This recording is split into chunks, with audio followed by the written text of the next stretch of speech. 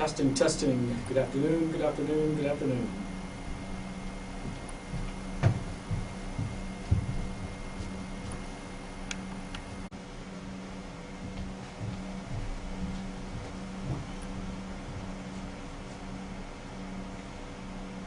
Good afternoon. My name is Lincoln Calcavecchi, and I'm going to be giving you a class today for roughly a half hour to 50 minutes on critical thinking. This critical thinking class is a mock class. I have no students at this time, and it is for CT700 Critical Thinking for instructors. So we're going to talk about critical thinking, as that is one of the classes that we teach here at my organization. We teach adults who need this system of thinking for their jobs. So here we go. All right, critical thinking. What is critical thinking?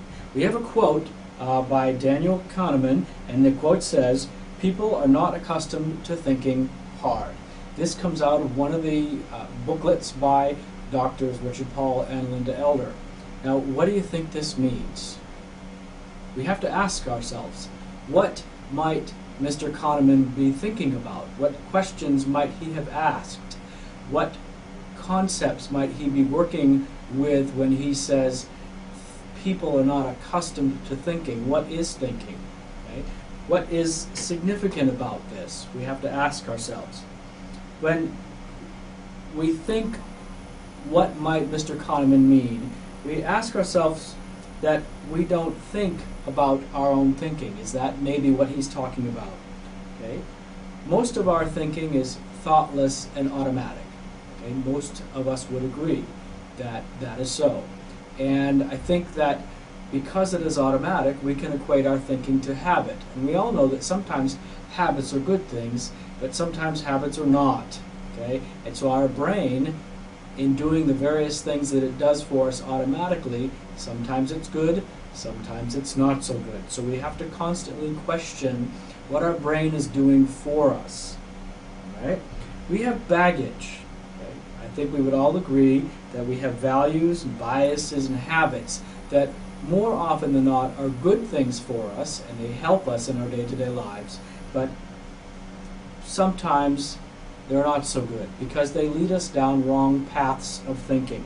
And Drs. Paul and Elder talked a lot about those wrong paths. There are three fundamental concepts that Drs. Paul and Elder put forth, and I think they are very important and very helpful for us to think about and to know about for our daily jobs.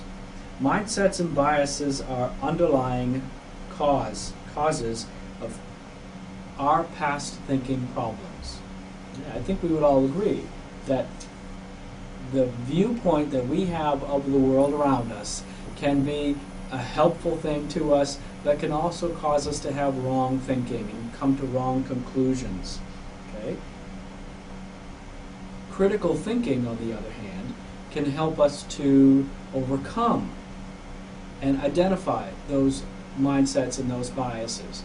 A mindset is not always a bad thing, and neither is a bias. So we have to be careful not to think that, oh, well, he's biased, that that's automatically undesirable. Okay? But critical thinking can help us to identify and evaluate our own biases and our own mindsets. Structured thinking tools, on the other hand, like the formula of the 8 elements of thought or the formula of the universal intellectual standards, can mitigate bias separately, sufficiently, and systematically. So if we use various tools, strategies, and methods to help us in our thinking, then we can think more critically, which is to think about our thinking and where we're going on our thinking pathways, so that we don't end up in wrong thinking that is full of bias that will cause us to make wrong conclusions.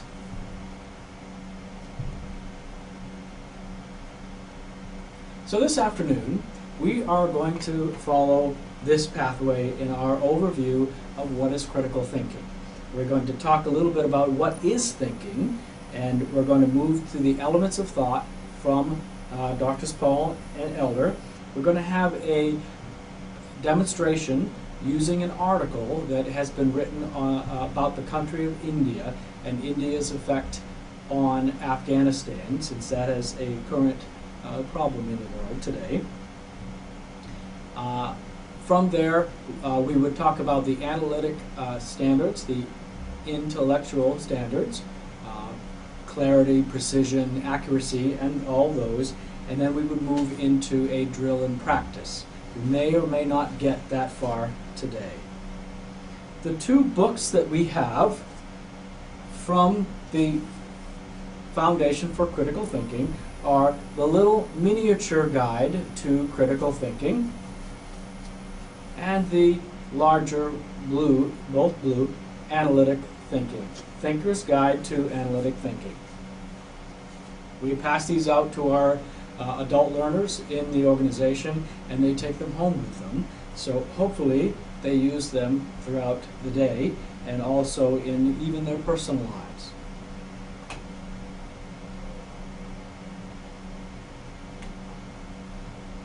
I'm sure you are all aware of the stages of critical thinking, and it is on page 7 of the little critical thinking guide. Okay, it's equivalent.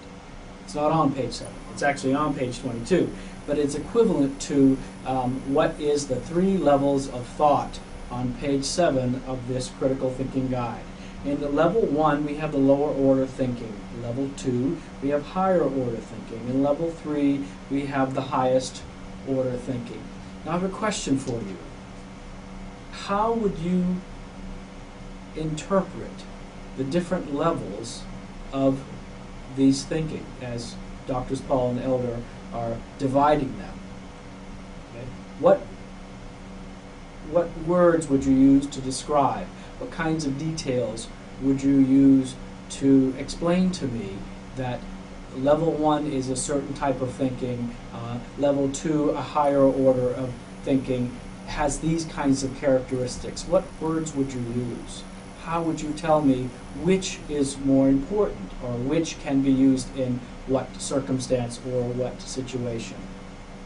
It's very important to be able to describe these things, and they equate to the stages of critical thinking, which, as I said, is in the Critical Thinking Guide on page 22, where we start at the bottom with the unreflective thinker. We move from the unreflective thinker to the challenge thinker, and then through to the beginning thinker. And I think many of us who have been studying this critical thinking formula for a few years, we probably are more in the beginning thinker stages, although some people think that they are actually more higher progressed, which I think if they had some intellectual humility, they would think that there are times when I am a really good thinker, and there are times when I'm not so much a good thinker at all, probably really unreflective. Okay, so we have unreflective, we have challenged, and we have beginning thinker, and then from there we get to being the better thinkers, and those are the practicing thinkers, the advanced thinkers, and the master thinkers. So where do you think you fall? What kind of thinker do you think you are? Okay, if you were honest with yourself, are you unreflective? Do you just react to your own impressions or to the things around you? Do you allow the things that you believe to be true about the world, the things that you take for granted, these are assumptions, your beliefs, do you just allow those to help you to form your worldview, to help you to make your decisions without even thinking about why you're making that decision? This is an unreflective thinker. So I think that as we move forward in questioning our own thinking and questioning our own the paths that we take as we are thinking about something, this makes us more beginning thinkers. And then we begin to practice more over the years, we get better at it. So what is thinking? What do you think thinking is? If you were to describe to me, what words would you use that says, this is thinking? I wonder if we really actually think about it. It's something that we do every day. But is thinking equated to what is also called reasoning? How would you clarify that?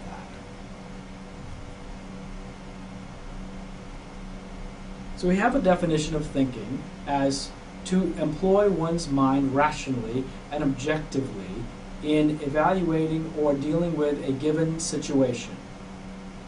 Thinking involves the manipulation of information to form concepts, solve problems, and make decisions. Now this is from dictionary.com.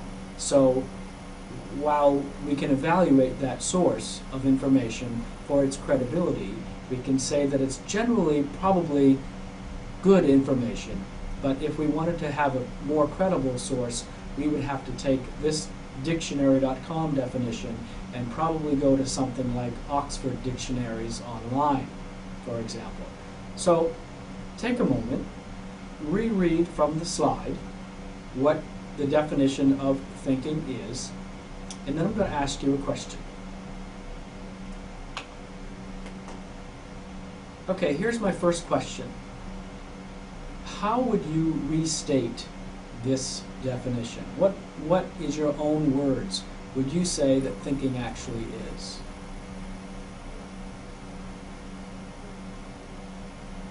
What activities during the day do you think would be relevant to thinking? Is thinking that you're trying to determine what you're going to have for lunch? Is thinking wondering what time you're going to go home from work? Or is thinking something else? Does thinking, is it have more detail? Is it more important? Like, how do I solve this problem at work? I'm not getting along with a coworker. How do I fix this? Is this what thinking is?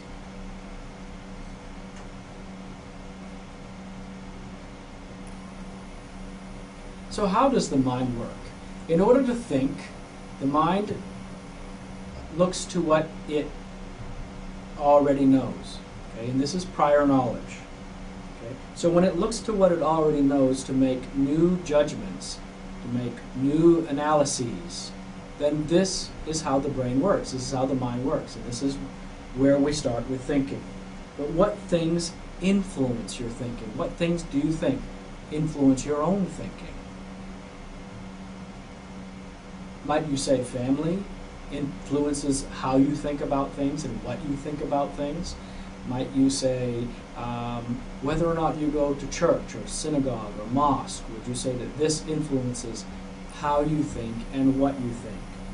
Okay? What about your personal experiences, where you've been in your life, your friends, where you went to school, what schools you've actually gone to, whether you've served in the military? How do these affect your thinking?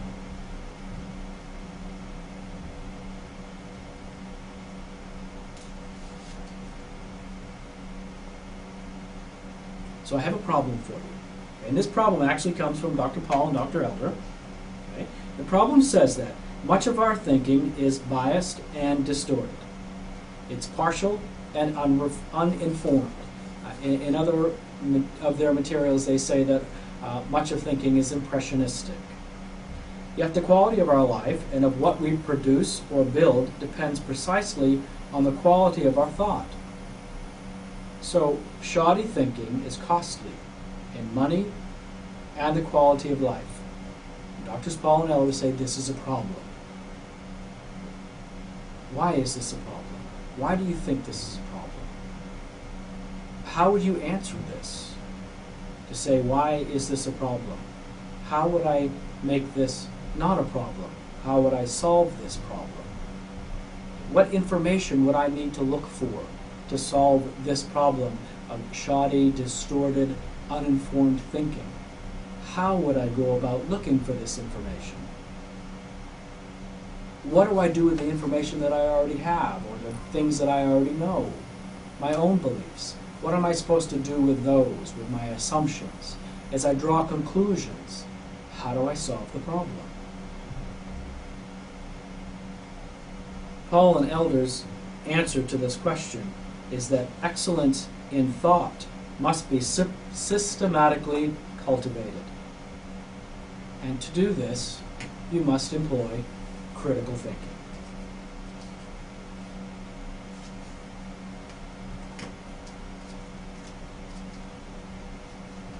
So, what is critical thinking? What do you think? Do you have an idea of your own already?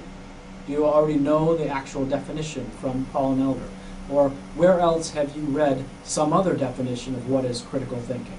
Because there are a lot more theorists and a lot more practitioners out there these days who are teaching and practicing critical thinking, which is not necessarily the Paul and Elder method. Is one any better than the other? Okay?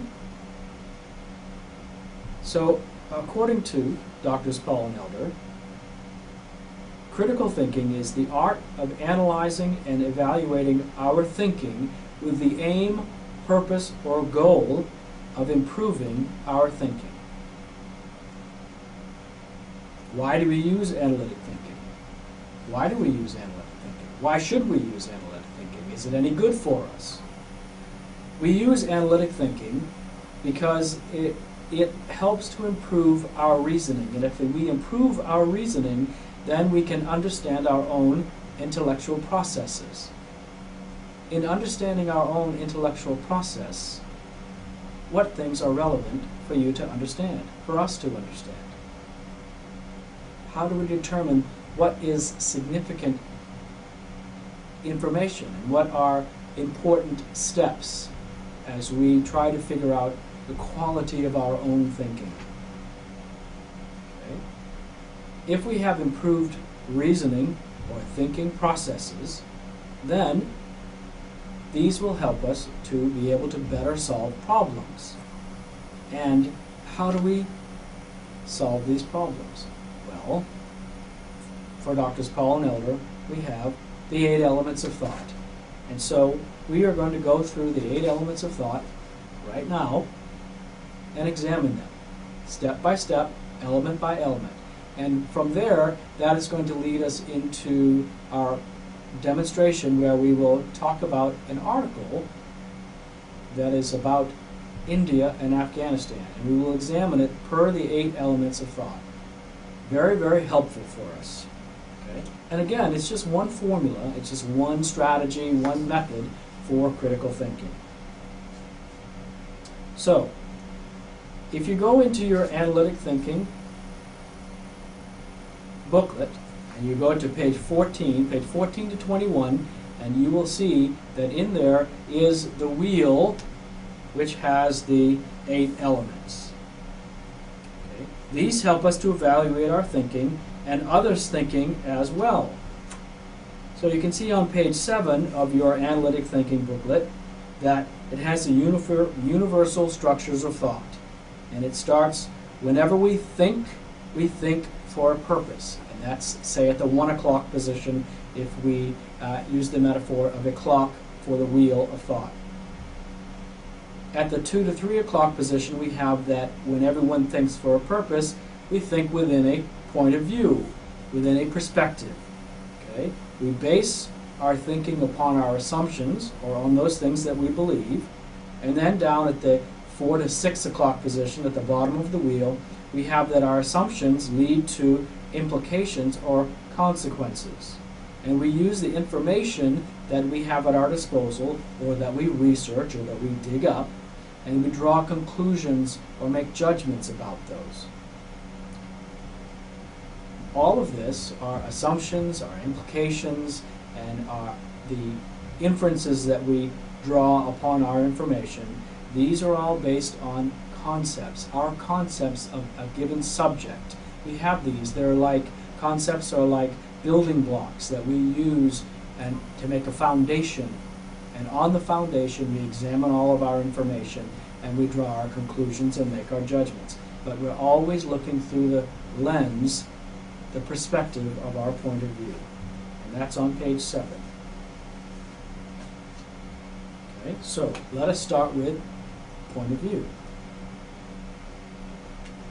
The point of view, all reasoning is done from the framework of what you believe and how you believe it. It's a frame of reference. The point of view is a perspective or an orientation. The point of view is not the conclusion that you come to. It's not the thing that you want me to accept.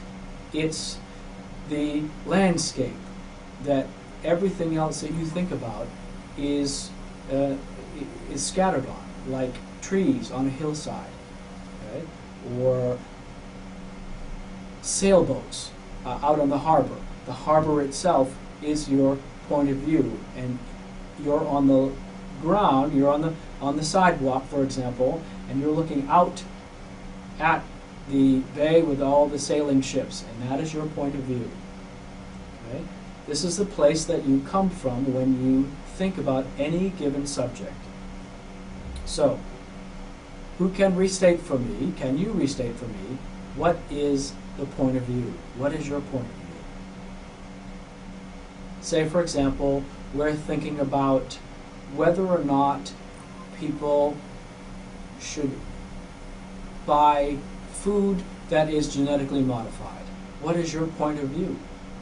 What experiences have you had that help you to think about the subject of whether we should have foods that are genetically modified? Now, when you are reading somebody else's material, or you're listening to someone else's conversation, or you're having a conversation with them, you have to ask yourself, you have to do this very quickly, where is this person coming from? Okay? What is their background? What is their biography? What have they studied? What school have they gone to?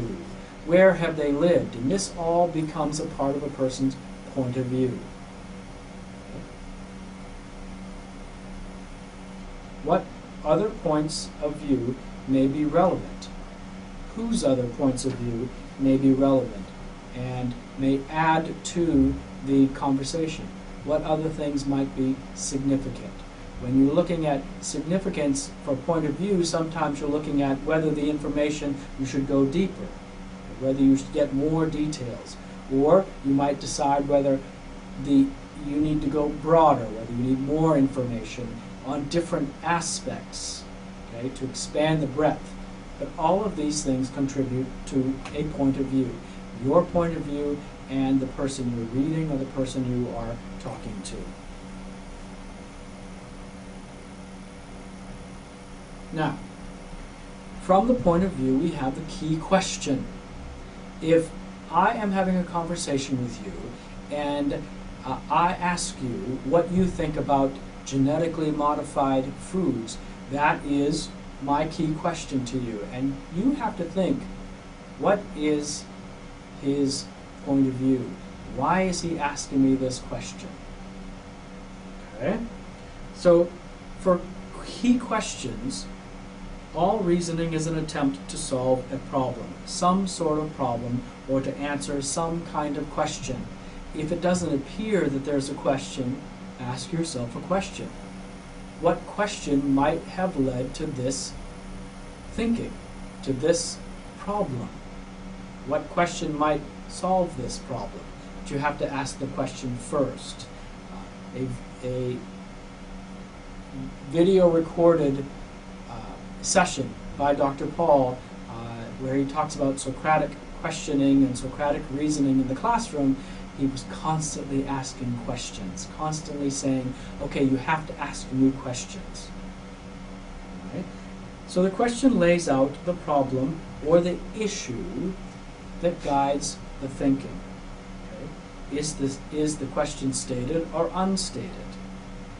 What other questions are there? Okay? So questions can be like a tree, for example, where the trunk is the key question, but then several other questions are branching off from the main question.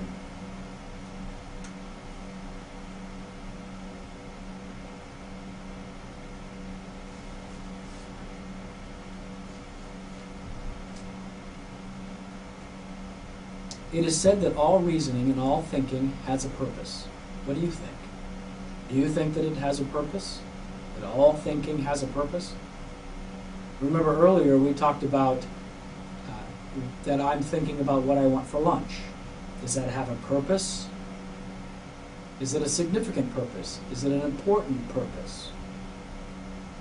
If I'm thinking about what I want to have for lunch, and my coworker says, well, let's take a drive in the countryside, is that relevant to my thinking? And is that helping my purpose? My purpose is obviously to get something to eat for lunch. My purpose is to sustain my body. Okay? Is that an important thinking? Is that an important purpose, an important question? Well, yes, it is for the time being, but not quite as important maybe as determining whether or not I should have genetically modified food for my lunch. Okay? So all reasoning has a purpose. There is a goal, an aim, and an objective. Okay? What, if you're reading someone's article, what are they trying to accomplish? When you read a news article, for example, from Newsweek or Time, or even from the local newspaper, do you ask yourself, what are they trying to do? Are they trying to convince me? Are they trying to persuade me? Do they want me to accept a position or to deny a position? Or are they just trying to give me information? Sometimes when we read an article, we have to ask ourselves, is this the author's opinion or judgment? Or is this the author's thought? Or is the author only relaying someone else's position, someone else's opinion, judgments, or thinking? So what is the purpose? We have to ask ourselves. When we have a conversation, we can ask ourselves, what's the purpose? Not with every conversation, obviously, but with the important conversations. So far, we have reviewed 3 of the 8 elements. We've reviewed the point of view, the key question, and purpose. Because everyone reasons with a purpose from a point of view, and then from that point of view, they ask questions. Okay. Next are assumptions. For many people, assumptions are a very difficult element to grasp. I'm sure you all remember saying, oh, well, don't assume, or you know what assuming makes out of you and me, right?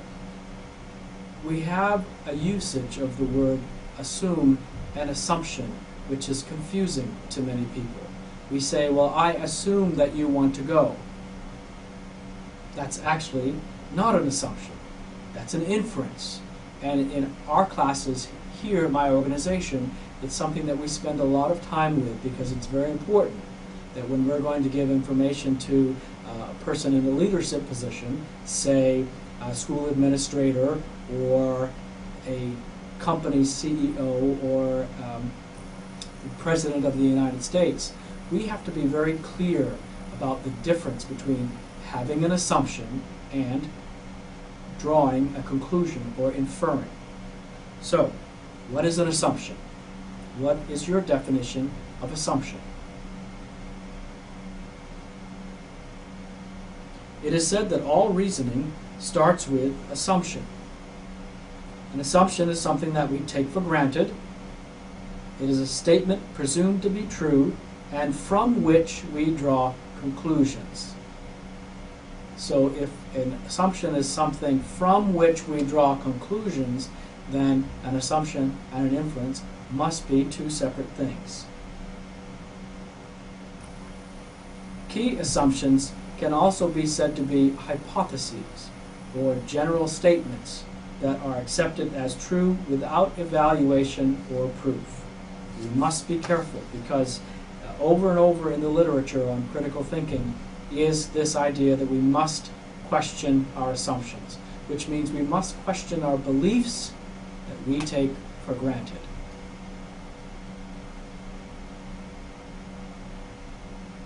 So what does this mean? What does this mean to you? Are assumptions something that you normally think about up here? Or are they back here?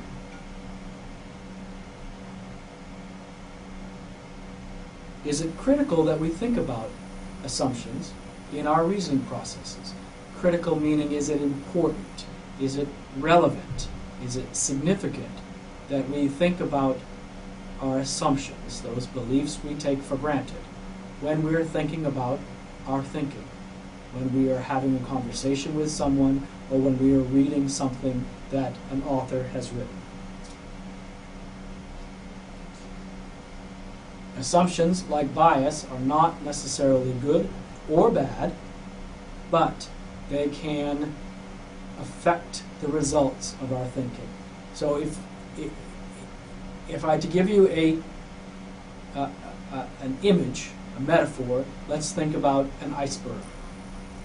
In an iceberg, you can see the top portion, but there's always a much larger portion under the water. That portion under the water, that portion which is unconscious or subconscious, these are the assumptions. This is the world view that you have. This is your mindset. And from all of this is where you get your slanted thinking, your natural tendencies to think, your biases. So you've got to question your assumptions. Question the things that you believe. Why do I believe that genetically modified food is not good? First of all, I have to say, I start with the belief. Genetically modified food is not good. Then I ask myself, why? And that will lead me to the beliefs I take for granted. What assumptions do you have? What assumptions do you have about your work? What assumptions do you have about what it means to be a man, or what it means to be a woman? What it means to be a Republican or a Democrat? You have beliefs, and these are assumptions. Question them. Work them out. Draw them out. Make a mind map, for example. And then this will tell you the beliefs that you hold.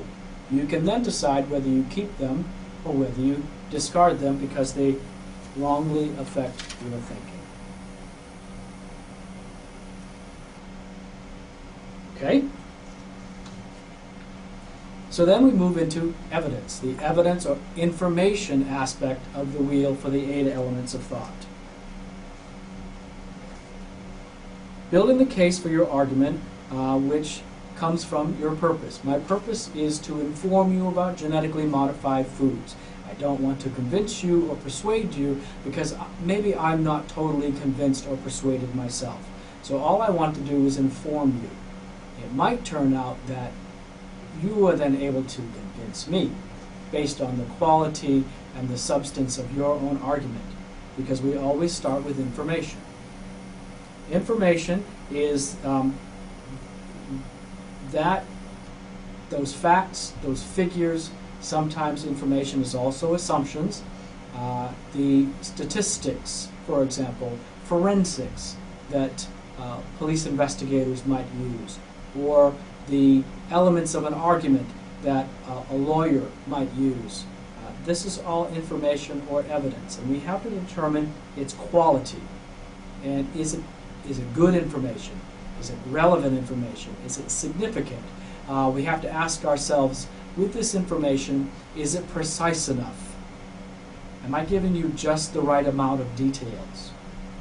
Or am I not giving you enough? If I don't give you enough information, if it's not precise enough, then maybe it is unhelpful, and you will not be able to make a decision. You will not be able to determine the quality of my conversation. We have to look at whether or not that information is accurate, because something can be very precise but not be accurate. For example, if I say that 434,000.2 people died in the Indonesian tsunami a few years ago, that might be very, very precise. But then if I say 432,000.2 people died in the Indonesian tsunami, and that means that Indonesia can't handle natural disasters, I've used precision, but that's not accurate. Okay? And we do this all the time because we don't think about the quality of our thinking as we're putting pieces of information together. Okay? Because as we are putting information together, we are drawing conclusions, otherwise known as inferences. We infer. What is your understanding of an inference? How is your understanding of inference different from your understanding of assumption?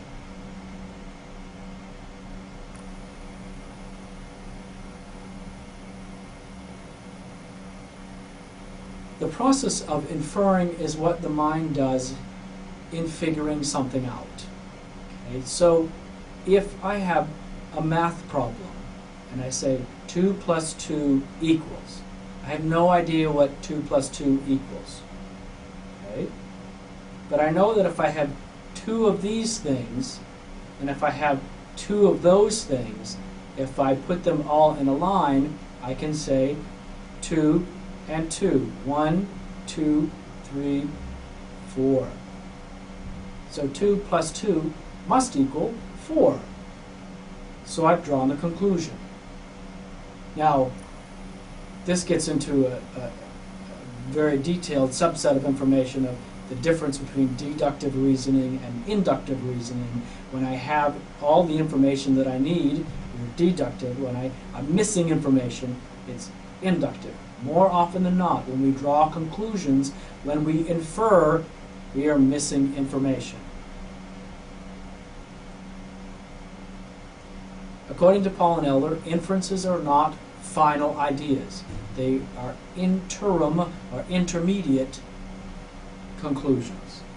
It's almost like a proposal.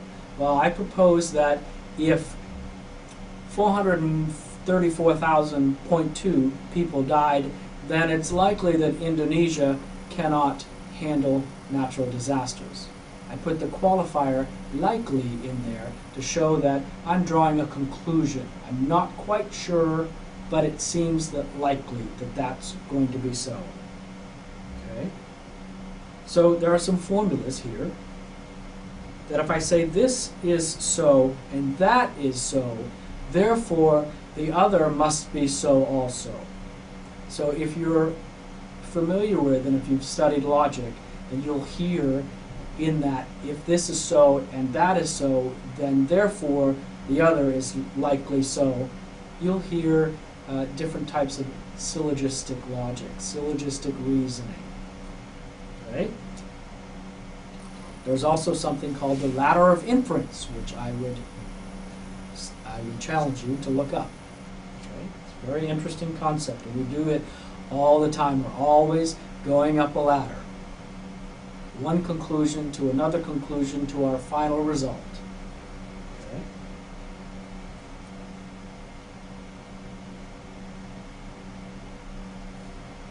So we've talked about point of view, we've talked about the key question, which of course can lead to other questions.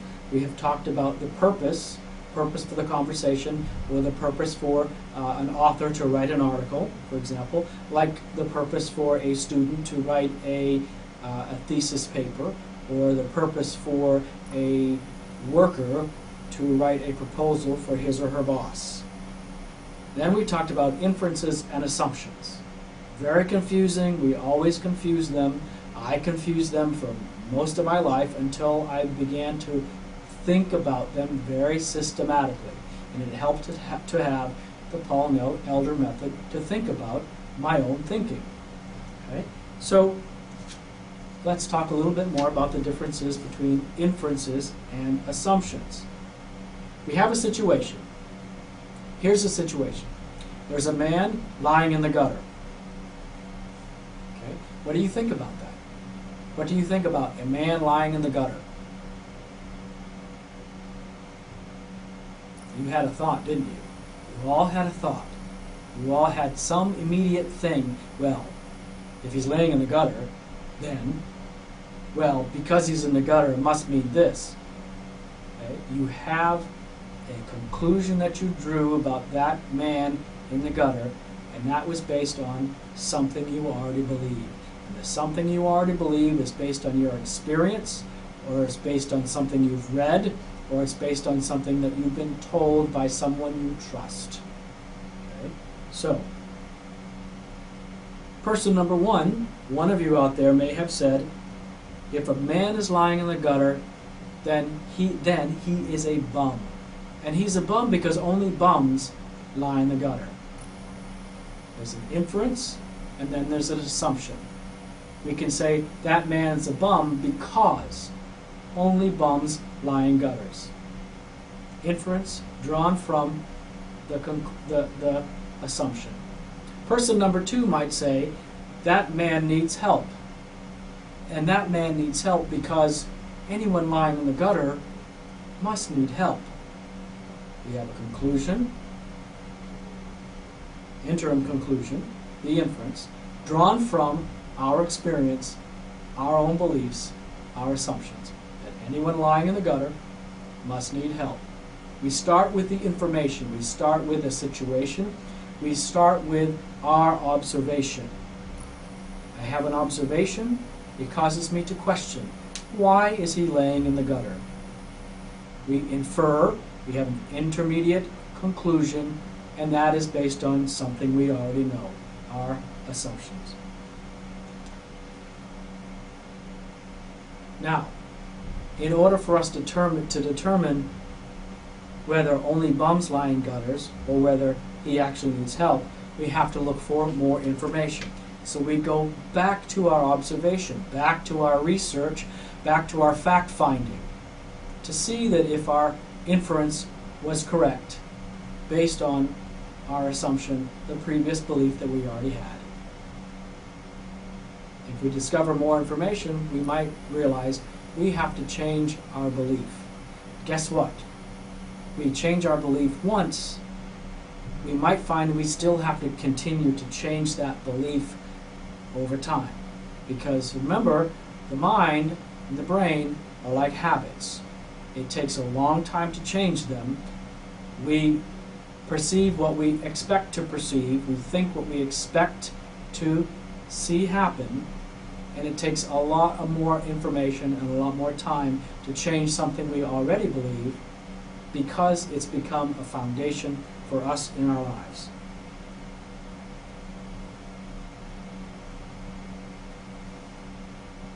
Okay, so the next element of thought, and I believe this is number 7. Okay? Number 7 element of thought is implications. What is an implication? What does that mean? How do we define implication? What is your current understanding of an implication? He implied, or they implied. What does that really mean? Is that the same as, well, he inferred, or he concluded, he drew the conclusion, or he assumed? What is the difference?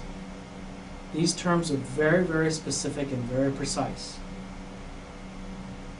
Implication is things that might happen based on what we observe, based on what we think, or based on what an author of an article is presenting. Now, the implication may not be obvious. We may have to guess at it. Okay? But implications logically flow from something we observe, something we believe. They logically flow into something else. Okay? So again, like with inferences, with implications, there are formulas. Just like the 8 elements of thought is a formula. One way to express implications, if this or that happens, then this will be the result. It's similar to a consequence, but not quite. Okay? If we say, when you eat genetically modified food, then you're going to alter your body chemistry. Implication. When you eat genetically modified food, then you will alter your body chemistry. The implication. Now the consequence comes from altering your body chemistry. You won't be able to sleep, or you will be overly tired, or you'll be agitated. Like people who when the Chinese food used to have too much MSG in it, for example. The implication is that MSG was bad for you, but the consequence was that people's heart rate would go up, or they would become agitated, be unable to sleep. Okay? So these are implications, and we have to ask ourselves, if I'm having a conversation with a friend, and we are talking about going out on a Friday night, well, what are the implications of going out on a Friday night? Well, I'm going to have fun. Or an implication is that if I go out on a Friday night, I'm going to stay late, or too late, or I'm going to stay out later than normal. Or maybe if I like to drink alcohol, I'll drink too much alcohol. That's the implications of going out on a Friday night. The consequences follow thereafter. All right. The last element of thought. The last element of thought, according to Paul and Elder, is the concept. Okay. All reasoning is expressed through and shaped by concepts. What do you think about that? Does that seem right to you? Because sometimes if something sounds right, maybe it is right. But what do you think about that? Think through that. First of all, what is a concept? What is your understanding of concept? How would you explain it? How would you describe for me a concept? I might say, for example, that a concept is like an egg. What's your question? How could a concept be like an egg, right? But let me say that a concept is like an egg. And I say that a concept is like an egg because an egg has a shell, okay, on the outside. Inside the shell is the yolk and the white. Well, that seems pretty simple, right? How does that represent a concept? An egg represents a concept because the egg is more than the egg. Do you see that? The egg is more than an egg because it is not just a shell, a yolk, and a white. The egg is food. It's food for you and me. It's food for other animals, other birds, snakes, reptiles, for example, or raccoons, other mammals that eat birds' eggs or reptiles' eggs. So an egg, aside from being just a physical thing, is food. But then if the egg is fertilized, the egg becomes a new creature, right? So we have two things, an egg as food, an egg as a new creature. But see, then we can abstract from that the idea of what is an egg and expand or broaden our idea of concepts and say that an egg represents new life. An egg represents the fertilization process of your thinking, for example.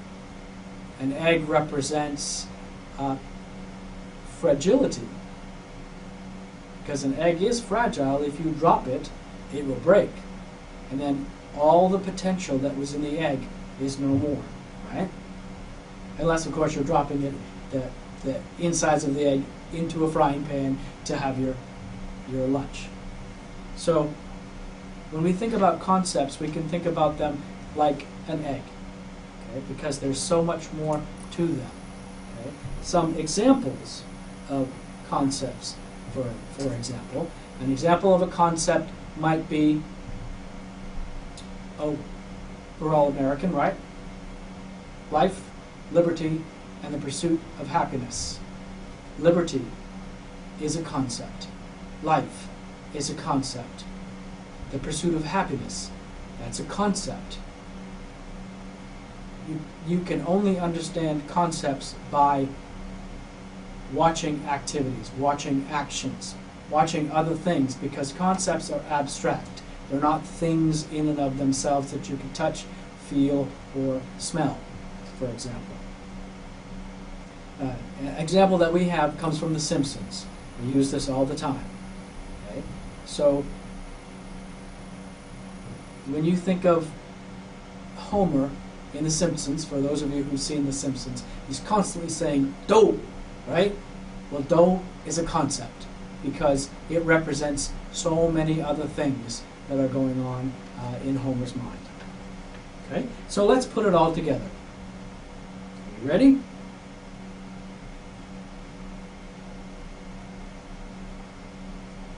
So what the author believes, the way he or she sees something, what your friends see, how they view the world, how you view the world is called the, right, it's called the point of view. Okay. You take your point of view and you ask questions. That's right, you ask questions. And when you ask a question, there's always a reason behind you asking that question, right? You want information. You want to be persuaded of something. You want to be convinced of something. Or you want to convince somebody else or inform them. So that becomes your purpose. You have a question, you have a purpose for answering that question. Okay? There is always your assumption, your beliefs that you hold, that you take for granted. And with your assumptions, with your beliefs, you evaluate your observations or your evidence, the information you have at your disposal. Okay? With the information from the key question, because of the key question, you draw conclusions. And the conclusions, again, are drawn on top of your beliefs, taken in consideration and in light of the evidence, information, or what you are currently observing. Okay? These conclusions that you draw, they lead to, they lead to implications. Okay? And all of your thinking about a certain subject is always based on concepts. Those abstract things that you have back in your mind that are building blocks of how you see the world, how you perceive the world around you, your point of view. So now with that basis, with that understanding of the 8 elements of thought and how they can help us to think about our thinking, but also to think about someone else's thinking, to analyze our thinking, to analyze someone else's thinking, with all of that, we can mitigate, lessen the severity of our biases and our mindsets, our faulty reasonings, the things that we naturally are inclined to, fallacies that we might believe, illogical thinking. Okay? The 8 elements of thought is one way for us to make our thinking better. But you have to think about it. We have to think about what we think about in order to think about it in a better way. Okay, so with that, we are going to read an article. And that article is that India could be a way out of the Afghan war. Okay, we've read the article. First of all, let's do some credibility, some source credibility evaluation. Okay, the article is an editorial. Okay, so it's not an author stating his or her claim, his or her belief. It comes from the Chicago Sun-Times. So we would have to think to ourselves, what is the political stance? What is the social stance? What's the economics for that particular newspaper, the Chicago Sun-Times? It was published on September 7th, 2011. So if you want to go look up this article again, it was published September 11th, 2007 by the Chicago Sun-Times. India could be a way out of the Afghan war.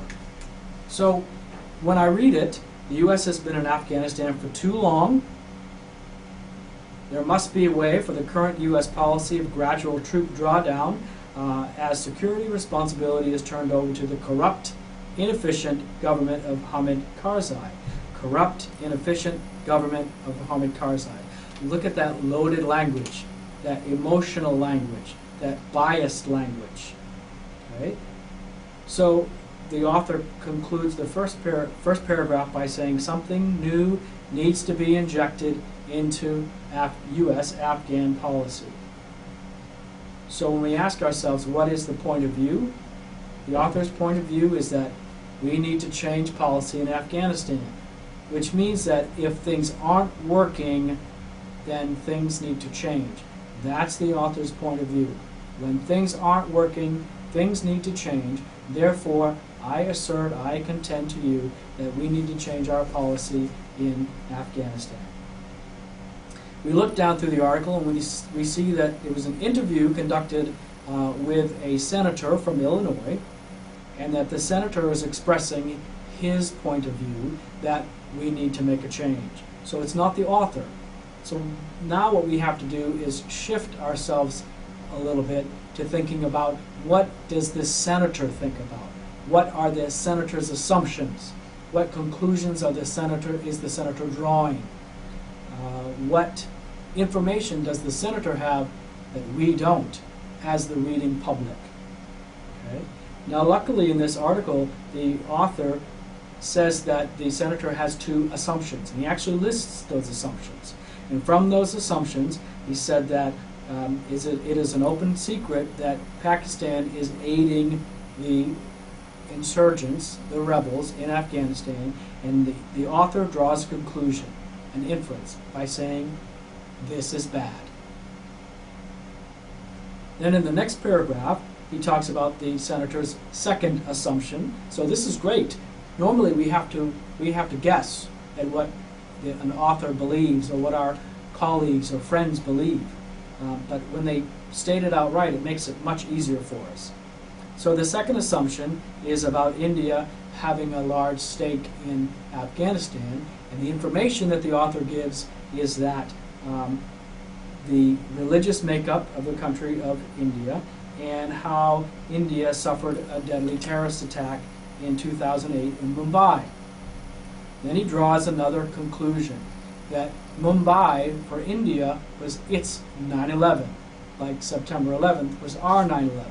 So what the author has then done is turned the event of 9/11 into a concept that he can use to help his readership understand a total idea. So the implications that follow from India having undergone a terrorist attack that was conducted likely by Pakistan, the implications are that if India becomes more involved in Afghanistan, Afghanistan will become more democratic, because India is a very, very large democracy in that part of the world. And the assumption by the author, not the senator in the article, but the assumption by the author is that since India is such a large country, and since India has such a well-functioning democracy, according to the author, then if India can influence Afghanistan, we, the U.S., can leave and be secure in the fact that Afghanistan will not become another hotbed for terrorist activity. Normally we would just read the article and accept whatever the article says. Oh, we would reject it. Maybe we would have a question, but I'm moving on to something else. But by using the Paul and Elder method, the 8 elements of thought, then that helps us to really get into the heart of what our friends are saying, our colleagues are saying,